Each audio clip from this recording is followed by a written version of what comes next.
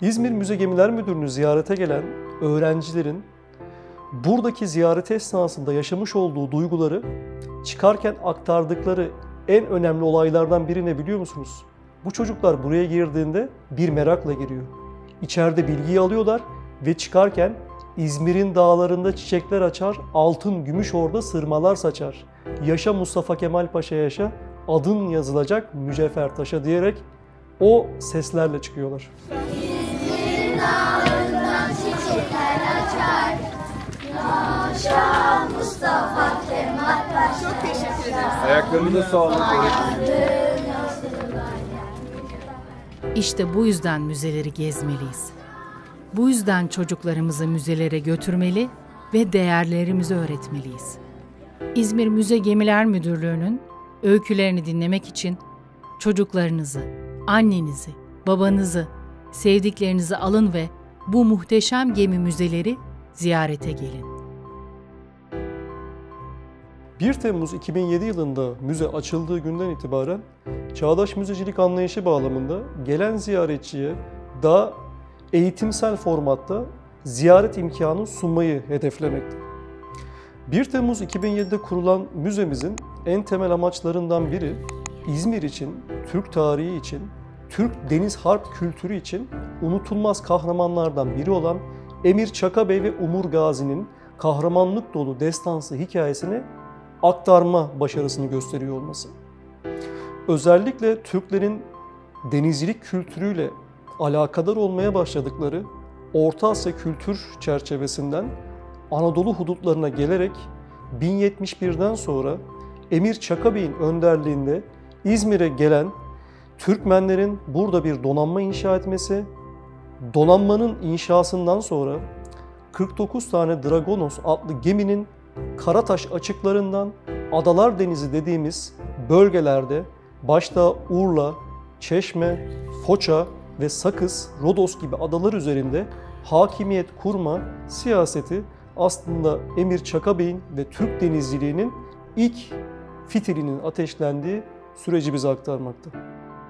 İzmir Müze Gemiler Müdürlüğü hem Türk denizcilik tarihine ışık tutuyor hem de silahlı kuvvetlere hizmet etmiş gemileri yakından görme fırsatı tanıyor.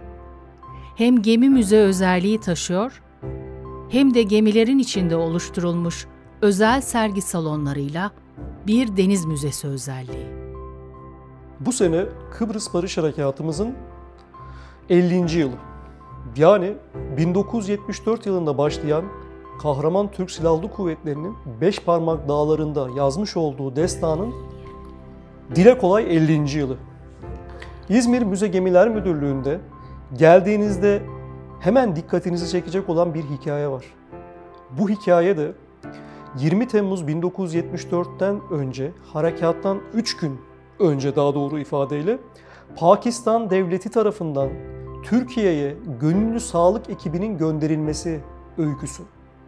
Dönemin Pakistan Devleti bizim orada kardeşlerimiz savaşırken biz burada boş duramayız amacıyla 29 sağlık ekibini görevlendirerek 160 bin dolarlık sağlık ekipmanıyla beraber Mersin Havalimanı'na intikal edip Türkiye'deki Kıbrıs Harekatı'nda yaralı olan Mehmetçiğe gönüllülük esasına göre yardımda bulunuyor. Bu olayda öne çıkan bir isim var.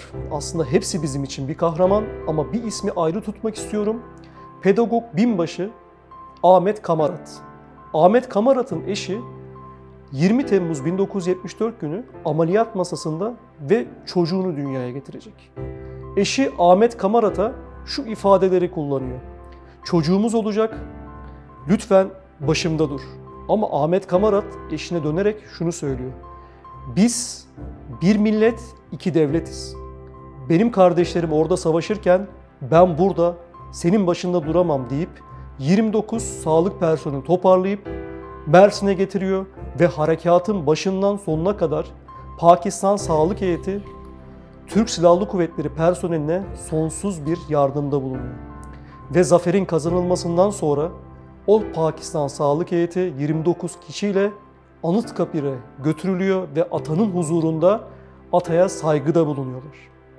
Ahmet Kamarat şu anda hala hayatta Biz Pakistan askeri personelinin İzmir ziyareti kapsamında Ahmet Kamarat'ın o dönem sağlık ekibiyle beraber çektirmiş olduğu bir fotoğrafı Kızılay Devlet Arşivinden bulduk. Ve bu fotoğrafı çerçeveleterek Ahmet Kamarat'a ulaşması için Pakistan askeri heyetine teslim ettik. Müzelik öyküler belgeseli tam da bu öykülerin peşinden gidiyor, müzelerin öykülerini belgelemek istiyor. Pakistan Sağlık Heyeti'nin öyküleri de onlardan biri. İzmir Müze Gemiler Müdürlüğü'ndeki gemileri gezerken, sergi salonlarını kayıt altına alırken daha birçok öyküyle karşılaştık. İzmir Müze Gemiler Müdürlüğü'nün ana koleksiyonunu oluşturan 3 temel gemi var. Bu gemiler TCG Ege, TCG Piri Reis, TCG Kasırga olmak üzere 3 ana sınıfta hizmet vermekte. Müzemizin ana koleksiyonunu meydana getiren gemi ise TCG Ege gemisi. Ege gemisinde 8 adet sergileme materyalinin olduğu odalarımız mevcut.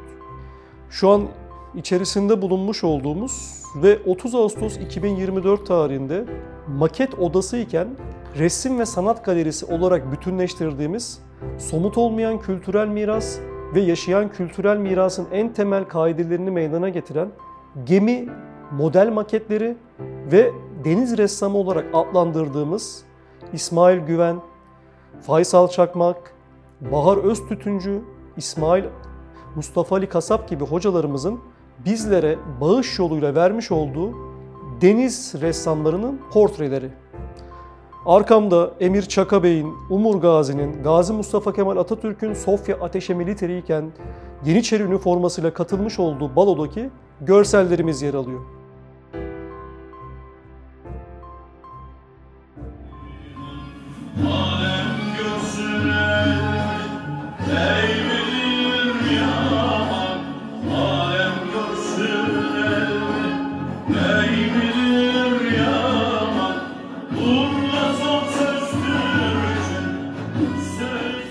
Özellikle burada oluşturmuş olduğumuz geçici sergilerle 18 Mart'tan itibaren oluşturmuş olduğumuz sergiler toplam sayı bağlamında 20'yi bulmakta.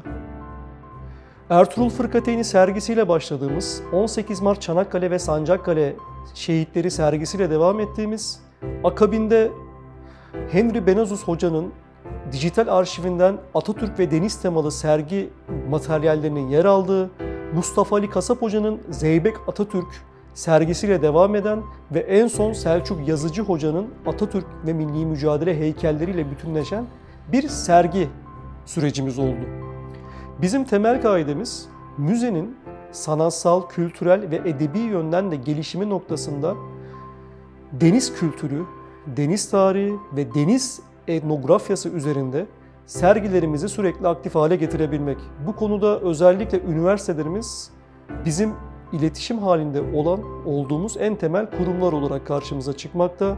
Katip Çelebi Üniversitesi olmak üzere 9 Eylül Üniversitesi, Ege Üniversitesi, Ekonomi Üniversitesi gibi birçok devlet üniversitesiyle sergilerin oluşturulması ve geliştirilmesi bağlamında çalışmalarımız sürmekte. Modern müzecilik anlayışıyla sanatla müzeciliği bir araya getiren bir vizyon göreceksiniz Ege Müze Gemisi'nde. Denizaltıcılığın ruhunu Piri Reis Denizaltı Müzesi'nde gezerken hissedeceksiniz. Kasırga Müze Gemisi ile birlikte tam bir gemi müzeler ziyaretini tamamlayacaksınız. Hem muhteşem gemiler gezecek hem de denizcilik kültürünü hissedeceksiniz. Her müzenin kendine özgü bir hikayesi vardır. İzmir Müze Gemiler Müdürlüğü'nün en temel öykülerinden biri bu şehrin işgali, kurtuluşu, fethi aynı anda yaşıyor olması. 15 Mayıs 1919'da başlayan işgalin 9 Eylül 1922 tarihinde zafere dönüşmesi bu müzenin en temel anlatması gereken duygulardan biri olduğunu düşünmekteyim. Fetih derken de özellikle 1071 Malazgirt Meydan Muharebesi'nin kazanılması sonrasında Anadolu'yu fethe gelen komutanlardan biri vardır ki düşünün ki 16-17 yaşlarında gencecik hayallerle, kendi ifadesiyle Asya bozkırlarından çıkıp Anadolu içlerine gelen, herkesin ifadesiyle Çavuldur, Emir Çaka Bey adında bir kahramanın çocuk yaşlardayken Kabalikos adlı Bizans kumandanına tutsak düşmesi, İstanbul'a götürülüp tutsak hayatı yaşatılması ve zekası, üstün başarısı neticesinde İmparator Botaniates'in bile dayanamayarak kendisine Türk tarihinde ilk defa Protonobilusmus yani Bizans'ın en soylusu, en şereflisi unvanını vermiş olan Emir Çaka Bey'in aslında 1081'den sonra İzmir'e gelerek burada oluşturmuş olduğu kahramanlık destanının en büyük başlangıcıdır. Hayatımızdaki en anlamlı günlerinden biri olan Ege'nin donanmaya katılışının 30. yılı kapsamında Ege'nin ilk personelinin gemide ağırlandığı süreçte bize yapılan bir sürpriz. Bu sürprizin en temel özelliklerinden biri ise 1. Dünya Harbi sırasında Sina cephesinde görev almış olan Hüseyin Vasfi Armutçu'ya ait kırmızı şeritli İstiklal Madalyası'nın İzmir Müze Gemiler Müdürlüğü'ne bağışlanma hikayesi. Hüseyin Vasfi Armutçu, Galicia cephesinden Sina cephesine geçerek İngilizlere tutsak düşüp 8 sene harp esiri olarak kalmış, akabinde mücadelenin sonucunda kurtularak Sakarya Meydan Muharebesi ve Büyük Taarruz'da üstün fedakarlık göstererek Türkiye Büyük Millet Meclisi tarafından kırmızı şeritli İstiklal Madalyası ile ödüllendirilmiş olan kahramanlarımızdan biri. Onun aziz hatırasını İzmir Müze Gemileri olarak barındırıyor olmak bizim manevi huzurda duymuş olduğumuz en büyük hazlardan biri. Tarihin her noktası öykülerle doludur ve müzeler bu öyküleri günümüze kadar taşır. Türk denizcilik tarihinin birçok öyküsünü günümüze kadar taşıyan İzmir Müze Gemiler Müdürlüğü'nü gezmeli, öykülerini dinlemeli ve bu topraklara hizmet etmiş kahramanlara minnet duymalısınız. Özellikle ziyaretçi bağlamında en aktif müzelerden biri. Çünkü burada yaşayan bir müzecilik anlayışı olmasından dolayı aylık olarak 27.500 ziyaretçimiz oluyor. Öğrenci gruplarımız daha yoğunlukta. Çünkü İl Kültür Müdürlükleri tarafından gönderilen öğrenciler burada eğitim ve müfredat dahilinde bir eğitim almış oluyorlar. Gelen ziyaretçilerin her biri bizim gözümüzde bir Emir Çaka'dır, bir Yalvaç'tır, bir Tanrıvermiş Bey'dir, bir Barak Bey'dir. Hemen arkamda bulunan diğer kahramanımız ise 18 yaşında gazilik unvanına sahip olmuş, Aydınoğlu Beyliği'nin ikinci kurucusu olarak adlandırılan ve 18 yaşından itibaren kendine Gazi adını verdiği kadırgasıyla Ege adalarında destanlar yaratan, kendine ait bir destanı da Düsturname-i Enveri'de geçen kahraman Umur Gazi Bey'dir. Umur Gazi Bey, klasik Osmanlı denizciliğinin başlangıç noktasını teşkil eder. O yüzden ki Osmanlı denizcileri her sefere çıktıklarında hep şöyle bir betim okumuşlardır. Görse ki anı Umur Gazi Bey, sanasın mavunalar kadırgalar su üzere, dünyalar yürür bu üzere. Ve biz Umurca Gazi'nin ocağındanız. Bu Osmanlı denizciliğinin en büyük hitaplarından biridir. Çünkü Umur Gazi onlar için kahramanlığın en büyük timsalidir. İstanbul'un fethi öncesinde Gazi Umur Bey donanmasını ilk defa yürüterek denize aşırmış olan komutanlardan biridir. Ve bu başarısı Fatih Sultan Mehmet'e İstanbul'un fethi esnasında büyük bir katkı sağlamıştır.